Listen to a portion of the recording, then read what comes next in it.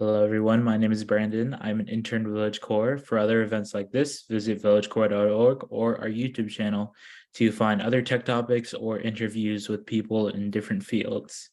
Today, we'll be discussing ChatGPT and Bard with Shah here. So, hello, Shah, and thank you for being here. Hey Brandon, thanks for having me.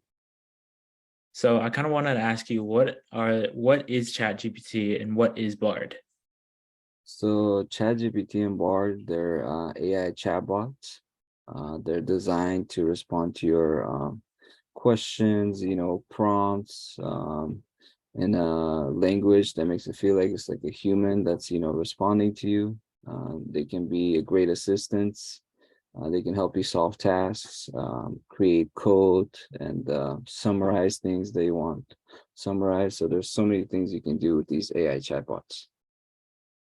And what specifically makes them different from each other? So I would say the main differences between those two is the Google Bard, it uses Pathways language model, and then ChatGPT, it's generative pre-training transformer. The Google Bard, it can get you responses real time from current events directly from the Google search engine, which makes it a really good research tool. ChatGPT, the free version, it has information that sources that ends in 2021. So the data is kind of limited. But the paid version, ChatGPT Plus, you can get plugins, and then also they have a beta working with Bing to access, the internet to get you responses. Those would be the two main differences for those two. And kind of how are they similar? In a way that they're similar, I would say, they just kind of they're both good at doing, research for you, summarizing things for you. They can both deep dive coding for you. So if you have code that you're having a problem with, you can post it there and ask them to kind of help you figure out what the problem is with it. Um, so that's how they're pretty similar with each other. And with ChatGPT, was this kind of the first one that came out that inspired other AI engines? Yeah, ChatGPT came out first. It was the first one to come up with this AI chatbot. And then we got Google Bard, and then there's so many more coming up now. And do you think that these two AI engines and other AI engines are very useful when conducting any task online? Yes, they can be really, really useful, depending on what you want to do. They can, it can go anywhere from helping you create a resume, edit your resume, write code. You can even create code for games. So there's like so many different things that you can do with these AI chatbots. And are these just the two biggest, or are there other chatbot or other AI bots that are comparable to ChatGPT and Bard? I would say they're the two biggest and the most known for now. And are other websites like Bing or other places trying to create their own chatbot? I think well, Bing is connected to ChatGPT. OpenAI has a partnership with Microsoft, so they have a beta going on right now where it's trying to connect to Bing and helping you with searches. But I'm pretty sure there's others that are trying to catch on to this train and trying to create their own chatbots. And other AIs for kind of video and photo aspects as well? Yes, there's AIs that can help you edit your videos, transcribe your videos. There's AIs that can help you create pictures from just typing the words of what you want the picture to look like. There's AIs that can help you create a headshot, a professional headshot that you can post on LinkedIn. So there's so many different ones that are coming up right now. And are these two AIs here simplistic in their nature for people to easily access and use? Yes, so Google Bard, it's free. You just type in, bard.google.com and it's already pulled up. You can start using it. ChatGPT, there's a free version that you can use. And then there's also a paid version that you can pay $20 a month for.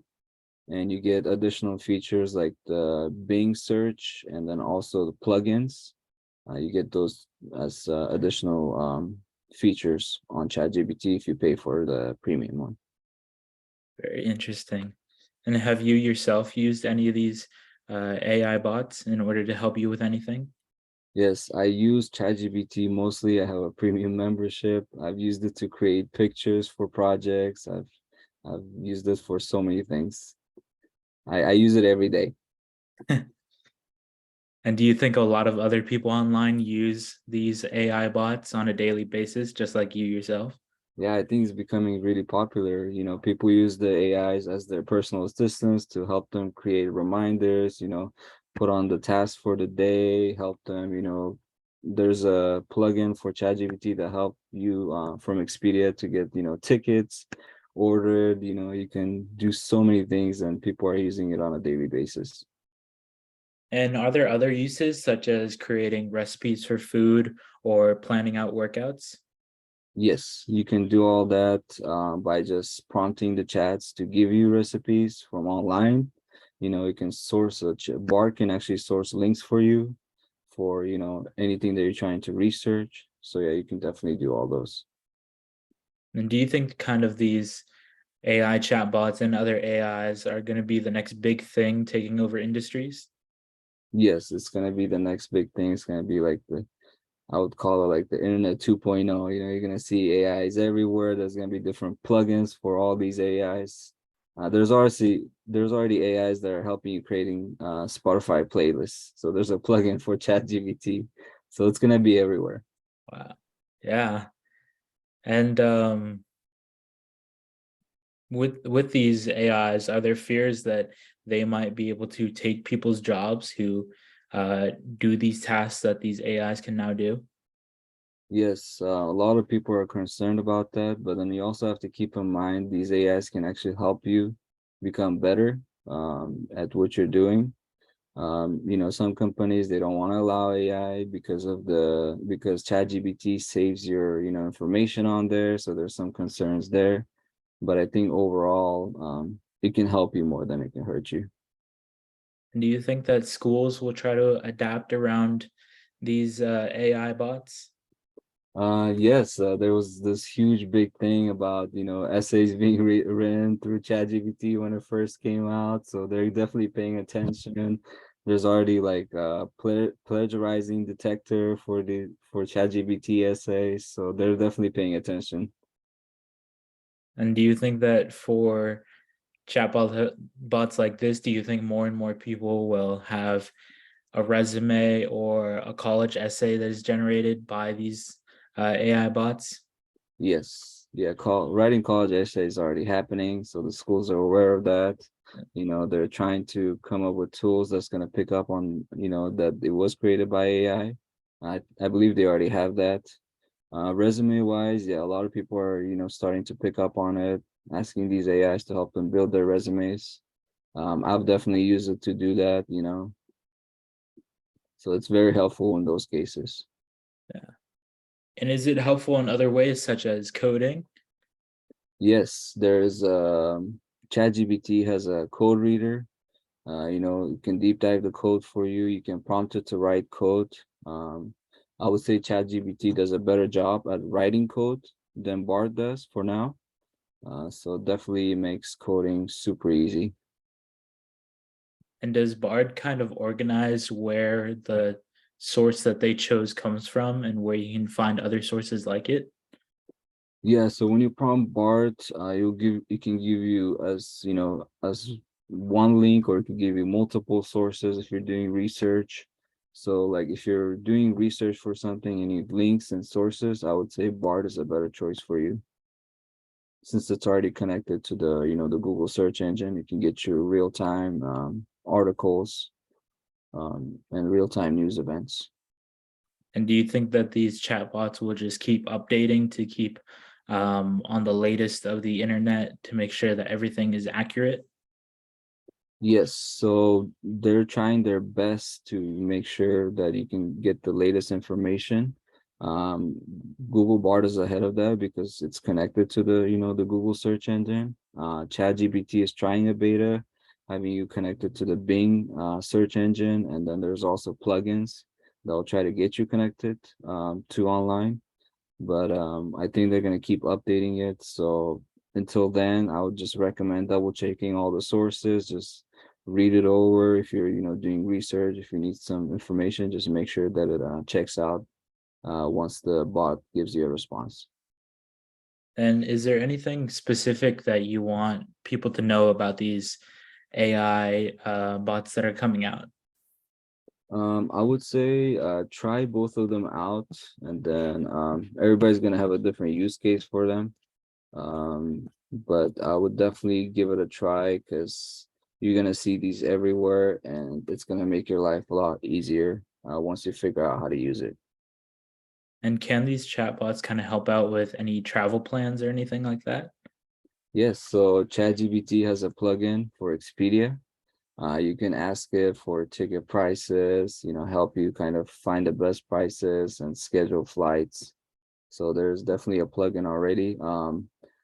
Bard unfortunately doesn't have plugins yet, but I'm pretty sure, Google will work on it and get that going for Bard as well. And do you think that when newer devices are released by, say, companies like Google, do you think they'll have kind of this AI bot kind of built into the phone already? I'm pretty sure, well, there's already a app for your phone for ChatGPT, but I can probably, Google will probably end up putting it on their on their phone as like a default app. So I could probably see that happening. And do you have any concerns with AI in the future or even now? No concerns yet.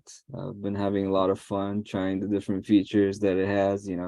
I've been using ChatGPT since it came out, and all the plugins. I like trying them out.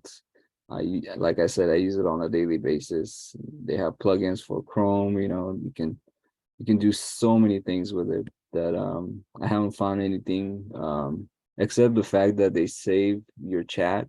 That might be a little concerning for some people. They might have the data. Some of the plugins, they're third-party plugins, so that third party might have your data. That would be like the only concern. But other than that, everything else is good so far. And do you think companies that don't really have much to do with any like search engines or internet will start adapting to this, kind of like Amazon when trying to find the proper thing for your house? There might be a way they'll be able to use it to optimize, their search for their customers. They already do a pretty good job, but this AI might change the game. And that's really all I have for today. I don't really have much on this because you already explained everything for everybody here. All right, perfect. Yes. So thank you for so much. Thank you so much for discussing these two AI engines that are coming out and that have been out for a while. All right, thank you for having me. Yes. Oh, wait, I forgot the exit. And once again, I am Brandon Faulkner with villagecore.org. Be sure to check out our YouTube channel where you can find events like this or interviews as well. So remember that's villagecore.org or our YouTube channel. So please subscribe. And thank you everybody for watching this.